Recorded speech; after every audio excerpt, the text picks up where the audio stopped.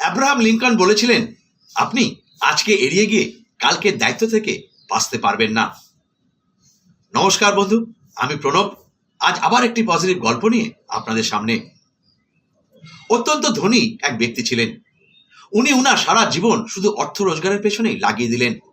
উনার কাছে এত অর্থ ছিল, তা দিয়ে উনি যা খুশি তাই কিনতে পারতেন। কিন্তু উনি উনার সারা জীবন কাউকে কোনো সাহায্য করেননি। এত অপার ধন থাকা সত্ত্বেও উনি নিজের জন্য কোনোদিন এই অর্থ কোনো কাজে লাগাননি। না তো উনি উনার পছন্দের ভালো কোনো পোশাক পরিচ্ছদ পরেছেন, না তো কোনোদিন ভালো খাবার দাবার খেয়েছেন, না তো নিজের ইচ্ছাকে পূরণ করেছেন, আর না নিজের স্বপ্নকে পূরণ করেছেন। উনি সারা জীবন শুধু অর্থ রোজগারের জন্যই ব্যস্ত হয়ে রইলেন, এবং এই অর্থ রোজগার করতে গিয়ে এতই ব্যস্ত হয়ে রইলেন যে উনি বুঝতেই পারলেন না যে কবে উনি শেষ বয়সে এসে পৌঁছেছেন। এইভাবে উনি একদিন জীবনে শেষ প্রান্তে এসে পৌঁছলেন।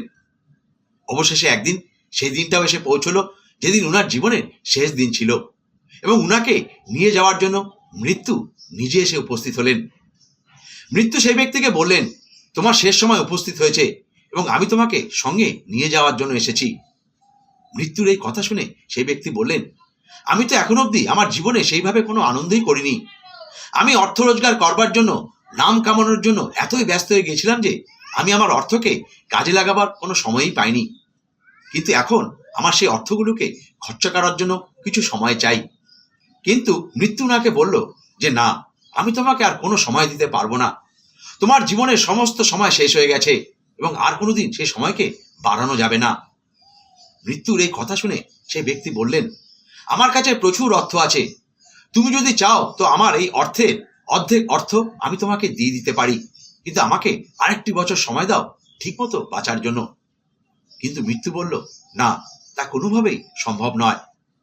এটা শুনে সেই ব্যক্তি বললেন, তুমি যদি চাও আমি আমার 90% অর্থ তোমাকে দিয়ে দিতে পারি, কিন্তু আমাকে শুধু একটি মাসের সময় দাও, যাতে আমি আমার ইচ্ছাগুলোকে পূরণ করতে পারি, আমি আমার স্বপ্নগুলোকে পূরণ করতে পারি, যে কাজগুলোকে আমি কালের জন্য রেখে দিয়েছিলাম সে কাজগুলোকে পূরণ করতে পারি। কিন্তু মৃত্যু আবার না করে দিলেন, না, আমি তোমাকে 1 মাসের সময় কিছুতেই দিতে পারবো না। তখন সেই ব্যক্তি মৃত্যুকে বললেন যে, তুমি আমার সমস্ত ধন নিয়ে নাও, শুধু আমাকে একটা দিন সময় দাও। তখন মৃত্যু সেই ব্যক্তিকে বোঝালেন, একদিন তো দূরে থাক, আমি তোমাকে 1 ঘন্টাও সময় দিতে পারবো না। এরপর মৃত্যু ওনাকে আবার বোঝালেন যে তুমি তোমার সময় দিয়ে অর্থকে প্রাপ্তি করতে পারো, কিন্তু অর্থ দিয়ে সময়কে কোনোদিনই প্রাপ্তি করতে পারবে না। এবার সেই ব্যক্তি বুঝতে পারলেন যে আমি আমার জীবনের সমস্ত অর্থ দিয়েও একটা দিনের সময় কিনতে পারবো না। তো জীবনের মূল্য অর্থের থেকে অনেক গুণ বেশি। তো বন্ধু, এই গল্পটি আমাদের জীবনের সঙ্গে জড়িয়ে আছে।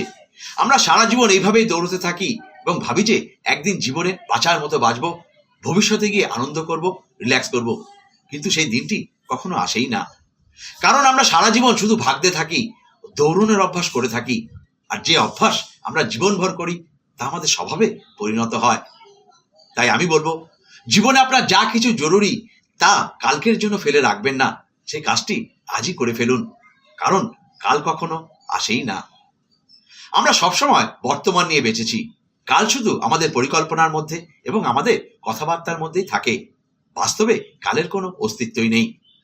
আপনি আপনার জীবনে সবকিছু করুন, অর্থ রোজগার করুন, জীবনে সফলতা অর্জন করুন, কিন্তু এসবের পেছনে এতটাও পড়ে থাকবেন না যে আপনি আপনার জীবনে বাঁচতে ভুলে যান। সবশেষে একটা রিকোয়েস্ট থাকলো আপনার কাছে, এই গল্পটি যদি আপনার জীবনে কোনো পরিবর্তন নিয়ে আসতে পারে তো অবশ্যই লাইক এবং শেয়ার করবেন, এবং অবশ্যই একটা কমেন্ট করে জানাবেন, কারণ আপনার একটি কমেন্টই আমার উৎসাহকে আরো বহুগুণে বাড়িয়ে তুলবে। ভালো থাকুন, সুস্থ থাকুন, আনন্দে থাকুন। আর একটা কথা অবশ্যই বলবো, change your thoughts, change your life.